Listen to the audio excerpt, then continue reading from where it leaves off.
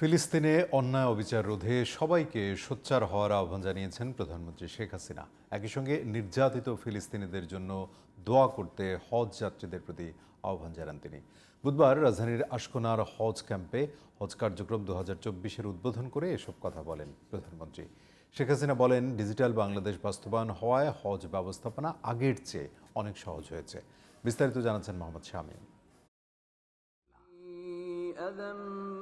চলতি বছর হজ পালনের সুযোগ পাচ্ছেন ৮৫,২৫৭ জন বাংলাদেশি। এর মধ্যে সরকারিভাবে ৪,৫৬২ জন এবং বেসরকারিভাবে ৮০,৬৯৫ জন হজ পালন করবেন। ঢাকার হজরত শাহজালাল আন্তর্জাতিক বিমানবন্দর থেকে ৪১৯ জন যাত্রী নিয়ে সৌদি আরবের উদ্দেশ্যে প্রথম হজ ফ্লাইট ছেড়ে যাবে বৃহস্পতিবার সকাল ৭টা ২০ মিনিটে। বুধবার রাজধানীর আশকোনায় হজ ক্যাম্পে হজ কার্যক্রম 2024-এর উদ্বোধন করেন প্রধানমন্ত্রী শেখ হাসিনা। নতুন হজ ব্যবস্থাপনার তথ্য তুলে ধরেন তিনি। সরাসরি অনলাইনে রেজিস্ট্রেশন করা যায় সেই ব্যবস্থাটাও করে দিয়েছি, এবং যারা নিজেরা কম্পিউটার ব্যবহার করবেন না, যেমন প্রত্যেকটা এলাকায় আমরা তো ডিজিটাল সেন্টার তৈরি করে দিয়েছি। এই ডিজিটাল সেন্টারে গেলে সেখানে বসেও কিন্তু রেজিস্ট্রেশন করা করতে পারেন। সেই ব্যবস্থাটাও আমরা করে দিয়েছি সহজভাবে।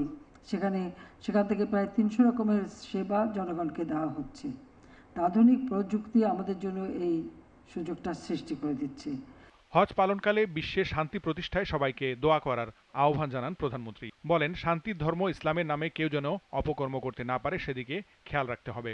শেখ হাসিনা বলেন, মুসলিম দেশগুলো একসঙ্গে কাজ করলে ফিলিস্তিন সহ বিশ্ব মুসলিম সম্প্রদায়ের দাবি আদায় সহজ হতো।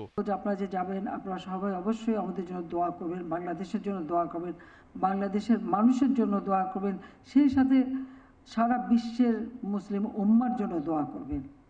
কারণ আপনারা দেখছেন যে প্যালেস্টাইনে কি হচ্ছে, যেভাবে সেখানে গণহত্যা চালানো হচ্ছে, সেখানে নারী পুরুষ ছোট শিশু তাদেরকেও রেহাই দিচ্ছে না।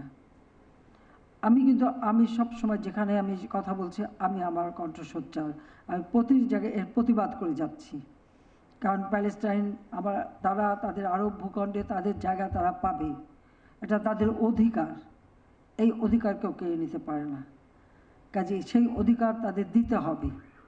বাংলাদেশিদের হজ কার্যক্রমের সার্বিক সহায়তা করায় সৌদি সরকারকে ধন্যবাদ জানান প্রধানমন্ত্রী।